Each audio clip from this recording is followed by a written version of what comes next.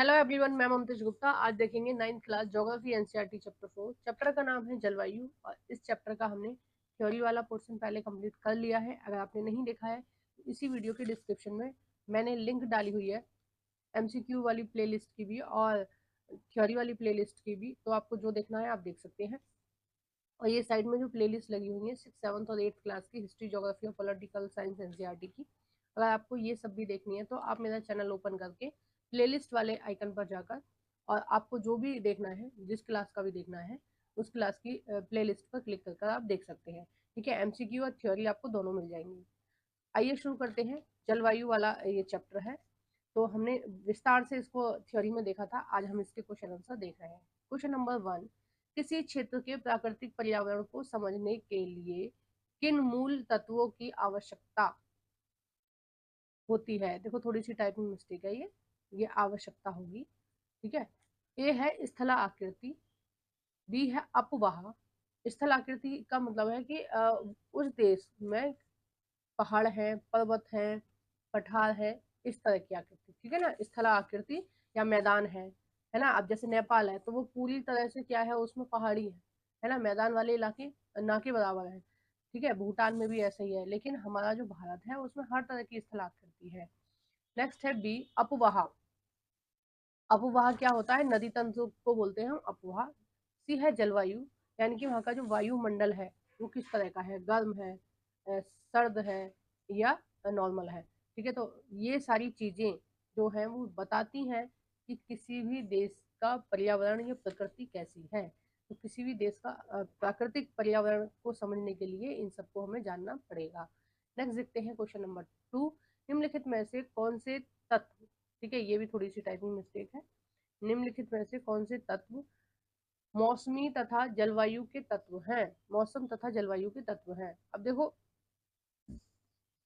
मौसम तथा जलवायु के तत्व का मतलब है कि इनमें से कौन सी ऐसी चीजें हैं जो ये निर्धारित कर रही हैं कि किसी भी स्थान का जो जलवायु है वो कैसी है या वहाँ का मौसम कैसा है। ठीक है, तो इनमें से कौन सी चीज है जो ये निर्धारित करेगी कि किसी स्थान का मौसम या जलवायु कैसी है? ए है तापमान या वायुमंडलीय दाब, बी है पवन, सी है आर्द्रता तथा वर्षण और डी है उपयुक्त सभी। तो इसका जो सही आंसर हो जाएगा वो हो जाएगा आपका उपयुक्त सभी, यानी कि ये सारी चीजें निर्धारित करती हैं कि किसी भी स्थान की जलवायु या मौसम कैसा है। ठीक है, नेक्स्ट है क्वेश्चन नंबर 3, निम्नलिखित में से भारत की जलवायु कैसी है? ए है शीत कटिबंध, शीतोष्ण कटिबंध, बी है उष्ण कटिबंध, सी है उपोष्ण कटिबंध शीतोष्ण कटिबंध और डी है उपोष्ण कटिबंध और उष्ण कटिबंध। तो इसका जो सही आंसर हो जाएगा वो हो जाएगा उपोष्ण कटिबंध और उष्ण कटिबंध दोनों है। ठीक है, और अगर यहाँ पर ऑप्शन में एक और भी लिखा होता कि शीतोष्ण कटिबंध तो आप उसको भी सही लगाते। ठीक है, क्योंकि हम भारत की जो जलवायु है उसमें तीनों गुण मिलते हैं। तीनों कौन कौन से मिलते हैं? देखो, कर्क रेखा, मान लीजिए ये 0 डिग्री अक्षांश है। ठीक है, इसके ऊपर में क्या हो गया, कर्क रेखा हो गया। ठीक है, और उसके ऊपर में क्या हो गया, 66.5 डिग्री, यानी कि ये 0 डिग्री हो गया। ठीक है, ये कितना हो गया 0 डिग्री, ये 23.5 डिग्री। ठीक है, और ये 66.5 डिग्री हो गया। ठीक है, अब देखिए हमारी भारत की कंडीशन कहाँ है। हमारी भारत की जो स्थिति है वो लगभग, एक मिनट, देखो हमारे भारत की जो स्थिति है वो कहाँ है, वो आपके यहाँ है लगभग। ठीक है, इस तरह से हमारा भारत है मान लीजिए। तो देखो, उष्ण कटिबंध भी है क्योंकि ये कर्क रेखा और विषुवत वृत्त के बीच में आ रहा है, और शीतोष्ण कटिबंध भी है क्योंकि ये 66.5 डिग्री वृत्त के अंतर्गत भी आ रहा है। और जहाँ पर ये दोनों ही मिलती हैं, जहाँ पर शीतोष्ण कटिबंध और उष्ण कटिबंध मिलते हैं, तो वहाँ पर एक पट्टी के रूप में पाई जाती है उपोष्ण कटिबंध। ठीक है, कुछ अक्षांशों पर इस मतलब कुछ अक्षांश ऐसे होते हैं जिन पर उष्ण कटिबंध वाले भी गुण मिलेंगे और शीतोष्ण कटिबंध वाले भी गुण मिलेंगे। ठीक है, तो इस तरह की यहाँ पर जलवायु पाई जाती है, तो इसको बोलते हैं उपोष्ण कटिबंध। अब हमारे भारत में दोनों ही तीनों ही प्रकार का आ रहा है, क्योंकि कर्क रेखा से ऊपर शीतोष्ण कटिबंध आएगा, कर्क रेखा से नीचे उपोष्ण कटिबंध आएगा, और ये जो यहाँ वाला लगभग वाला भाग होगा, ठीक है, तो इसको हम उपोष्ण कटिबंध बोलेंगे। तो हमारे यहाँ भारत में तीनों कटिबंध है, और ये टीजीटी एग्जाम में पूछा जा चुका है। ठीक है, क्वेश्चन क्वेश्चन नंबर तो निम्नलिखित में से कौन सा कथन गलत है? ए है, असम में प्राय घर सुंदर बनाने के लिए बांस के खंभों पर बनाए जाते हैं, यानी कि बांस के खंभों का जो प्रयोग है वो असम में घर को सुंदर बनाने के लिए किया जाता है। हमें गलत वाला चुनना है, ठीक है, ध्यान रखना, हमें गलत वाला चुनना है। बी है, अधिक वर्षा के कारण गोवा एवं मैंगलोर में छत ढाल वाली बनाई जाती है। ढाल वाली मतलब इस तरह की, ठीक है, इस तरह की बनाई जाती है, ताकि अगर बारिश हो तो जो पानी है वो छत पर ना रुके। ठीक है, इससे क्या फायदा होता है? इससे ये फायदा होता है कि छत जल्दी से खराब नहीं होती है, मकान में पानी भरता नहीं है। ठीक है, नेक्स्ट है सी, राजस्थान में घरों की दीवार मोटी बनाई जाती है जिससे अधिक गर्मी तथा अधिक सर्दी से बचा जा सके। देखो, पहले अगर आप गांव के आपने घर देखे होंगे, अ, अब तो नहीं मिलते हैं, गांव में भी सीमेंटेड घर मिलते हैं, लेकिन पहले क्या होता था, मोटी मोटी दीवारें होती थी और मिट्टी की ईंटें होती थी और मिट्टी की ही दीवार होती थी। ठीक है, मिट्टी की दीवार, मिट्टी के उससे ही गाड़ी से चिनाई करी जाती थी। तो वहां पर क्या रहता था, ठंडक रहती थी, बाहर की जो गर्मी है वो अंदर एंटर नहीं कर पाती थी, है ना। तो क्योंकि मिट्टी बहुत जल्दी गर्म नहीं होती है और बहुत जल्दी ठंडी नहीं होती है, तो टेम्परेचर मेंटेन करके चलती है मिट्टी भी और पानी दोनों। ठीक है, दोनों चीज। अब ये हम आजकल क्या है, सीमेंटेड है, तो जल्दी जो पक्की ईंटें हैं वो गर्म हो जाती हैं और रूम का जो टेम्परेचर होता है उसको गर्म कर देती है। वहीं उसी तरह से जो दीवारें हैं सर्दियों में ठंडी हो जाती हैं और रूम के टेम्परेचर को ठंडा कर देती हैं। लेकिन यहाँ पर ये जो टेक्निक थी पहले राजस्थान में, अभी भी है कुछ इलाकों में, कुछ गांव में, देखो बहुत सारे गांव आज भी भारत में ऐसे हैं जिनमें लाइट की सुविधा नहीं है, तो वहाँ लोग ऐसे ही ट्रेडिशनल तरीके से रह रहे हैं और अपना काम चला रहे हैं। ठीक है, नेक्स्ट है क्वेश्चन, ऑप्शन नंबर डी, पवनी उच्च वायुदाब से निम्न वायुदाब की ओर बहती है। बिल्कुल सही है, और मैंने बहुत बार बताया है थ्योरी में, और अभी भी बता रही हूँ कि वायुदाब का मतलब है ठंडी पवनी, भारी पवनी। ठीक है, निम्न वायुदाब का मतलब है कि गर्म पवनी और हल्की पवनी। ठीक है, निम्न वायुदाब की जो पवनें होती हैं उनकी प्रकृति होती है कि वो ऊपर की तरफ उठती हैं, और उच्च वायुदाब की जो पवनें होती हैं वो नीचे की तरफ बहती हैं। ठीक है, क्योंकि वो भारी होती है। तो इसमें इसमें गलत वाला पूछा था, तो गलत वाला जो हो जाएगा वो ए ही हो जाएगा, कि असम में जो बांस के खंभों पर जो घर बनाए जाते हैं वो घरों को सुंदर बनाने के लिए नहीं किए जाते हैं, बल्कि असम में बहुत सारी नदियां और उनकी सहायक नदियां निकल के जा रही हैं, तो जब बारिश होती है तो वहां अक्सर बाढ़ आ जाती है। तो उस बाढ़ से बचने के लिए उन्होंने बांस के खंभे पर अपने घर को बनाते हैं, ताकि जब भी बाढ़ का पानी आए तो उनके घर को नुकसान ना हो, ठीक है, उनके घर का सामान खराब ना हो। सेकंड ये है कि वहां पर जो मौसम है वो लगभग उपोष्ण कटिबंध वाला रहता है, यानी कि मौसम में नमी बहुत ज्यादा रहती है हमेशा ही, 12 महीने। तो वहाँ छोटे छोटे जो कीट हैं वो मिलते हैं। ठीक है, सांप बहुत ज्यादा मिलते हैं, सांप हैं, बिच्छू हैं, और भी बहुत सारी प्रजातियों के जानवर होते हैं वो वहाँ पर मिलते हैं, जंगली जीव होते हैं। तो उनसे अपने आप को बचाने के लिए वो क्या करते हैं, बांस के खंभों पर घर बनाते हैं। और ये बांस के खंभे लगभग मान लीजिए एक जो मंजिल है, ठीक है, मतलब 10 फीट के बराबर खंभे लगाते हैं और उसके ऊपर वो अपना घर बनाते हैं। इससे क्या होता है, जंगली जानवरों से भी सुरक्षा रहती है और उससे भी सुरक्षा रहती है। नेक्स्ट देखते हैं क्वेश्चन नंबर 5, भारत की जलवायु को प्रभावित करने वाले मुख्य कारण कौन से हैं? भारत की जलवायु को क्या क्या चीज प्रभावित कर रही है? पहला है अक्षांश और देशांतर, दूसरा है समुद्री तल से ऊंचाई, और तीसरा है वायुदाब तथा पवन तंत्र, और चौथा है महासागरीय धाराएं और उच्चावच लक्षण।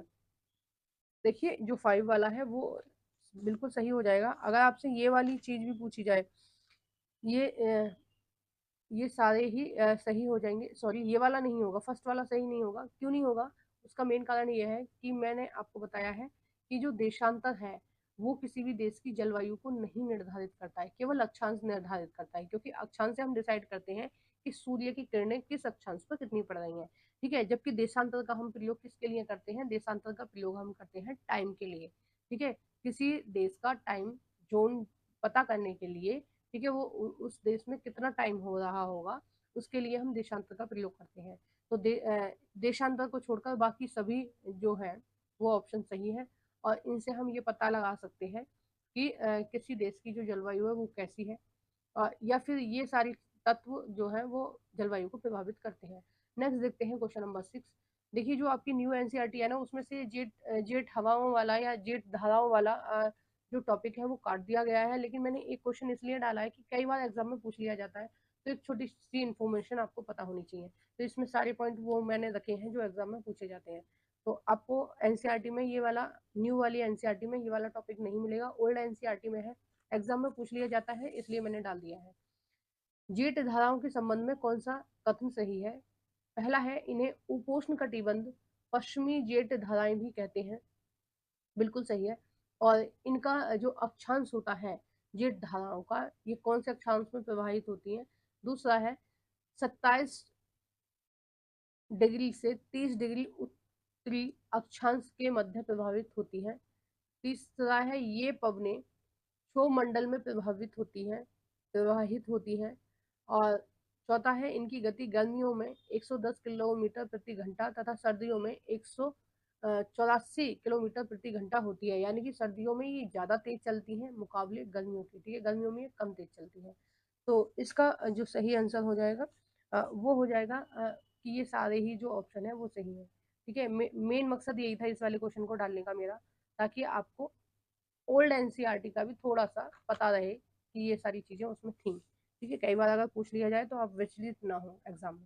क्वेश्चन नंबर 7, भारत के उत्तर पश्चिमी मैदान में पश्चिमी विक्षोभ से शीत ऋतु में होने वाली वर्षा की मात्रा क्रमशः से कम हो जाती है।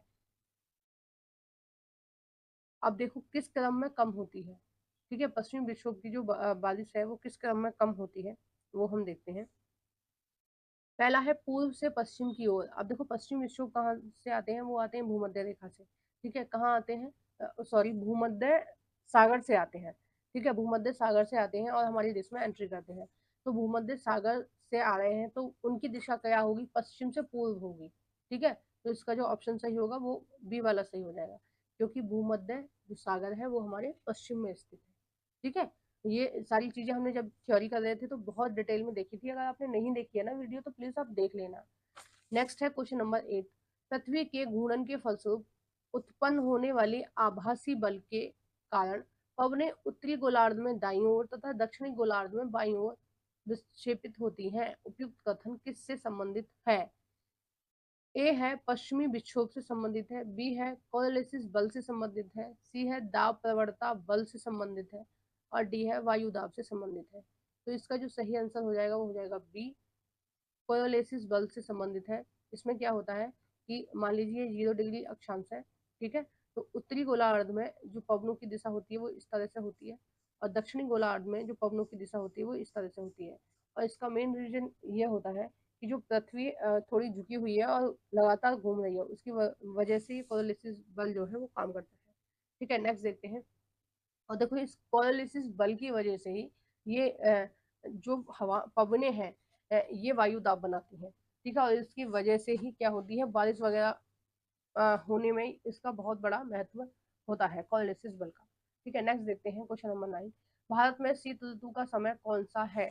तो ये आप सबको पता है, ठीक है। कमेंट बॉक्स में भी आप बता सकते हो एक आध क्वेश्चन का आंसर जो आपको पहले से पता होते हैं। पहला है नवंबर से फरवरी, दूसरा है अक्टूबर से फरवरी, तीसरा है दिसंबर से फरवरी, और डी है इनमें से कोई नहीं। तो इसका जो सही आंसर हो जाएगा वो हो जाएगा ए, नवंबर से फरवरी शीत ऋतु का समय है। नेक्स्ट देखेंगे क्वेश्चन नंबर 10, भारत में सर्दियों में दिन रात का तापमान कैसा होता है? ए है, दिन तथा रात ठंडे होते हैं, बी है, दिन तथा रात गर्म होते हैं, सी है, दिन गर्म और रात ठंडी होती है, और इसका जो सही आंसर हो जाएगा वो सी हो जाएगा कि दिन का जो टेम्परेचर होता है वो फिर भी गर्म सा लगता है, ठीक है। धूप वगैरह निकलती है तो ठीक लगता है, लेकिन जो सर्दी वाली रातें होती हैं वो अक्सर ठंडी होती हैं, क्योंकि हमें रजाई लेनी होती है उनमें, ठीक है। तो आपको वीडियो कैसी लगी है प्लीज आप कमेंट बॉक्स में बताना। आगे के जितने भी क्वेश्चन है वो हम नेक्स्ट पार्ट में देखेंगे, और इसके 3 पार्ट आएंगे। एक पार्ट मैं आज दे रही हूँ आपको, 2 पार्ट और आएंगे, क्योंकि चैप्टर बहुत इंपॉर्टेंट है। मैं चाहती हूँ कि एक एक क्वेश्चन आपको दिया जाए, ताकि आप जिस भी एग्जाम की तैयारी कर रहे हैं आपको उस एग्जाम में बहुत ज़्यादा हेल्प मिले, ठीक है। तो आप वीडियो को जरूर से लाइक कर देना। जो भी फ्रेंड आपके एनसीईआरटी पढ़ना चाहते हैं 6 से 12 तक की, आप उन सभी फ्रेंडों के साथ मेरी इस वीडियो को शेयर कर देना। और अगर अभी तक आपने मेरे चैनल को सब्सक्राइब नहीं किया है तो प्लीज़ चैनल को सब्सक्राइब कर देना, 6 से और 12 तक की एनसीईआरटी पढ़ने के लिए एसएसटी वाली, ठीक है। Thank you for watching everyone.